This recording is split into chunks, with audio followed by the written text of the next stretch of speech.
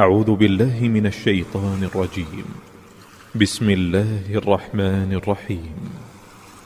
ويل للمطففين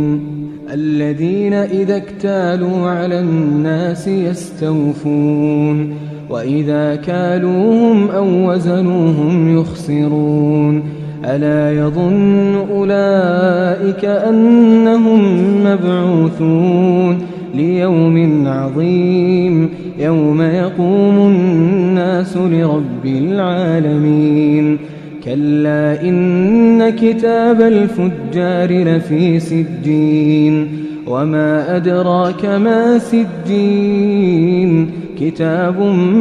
مرقوم ويل يومئذ للمكذبين الذين يكذبون بيوم الدين وما يكذب به إلا كل معتد أثيم إذا تتلى عليه آياتنا قال أساطير الأولين كلا بران على قلوبهم ما كانوا يكسبون كلا إنهم عن ربهم يومئذ لمحجوبون ثم إنهم لصالو الجحيم ثم يقال هذا الذي كنتم به تكذبون كلا إن كتاب الأبرار لفي عليين وما أدراك ما عليون كتاب مرقوم يشهده المقربون إن الأبرار لفي نعيم على الأرائك ينظرون تعرف في وجوههم نضرة النعيم يسقون من رحيق مختوم ختامه مسك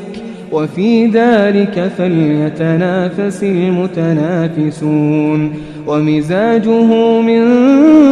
تسنيم عينا يشرب بها المقربون إن الذين أجرموا كانوا من الذين آمنوا يضحكون وإذا مروا بهم يتغامزون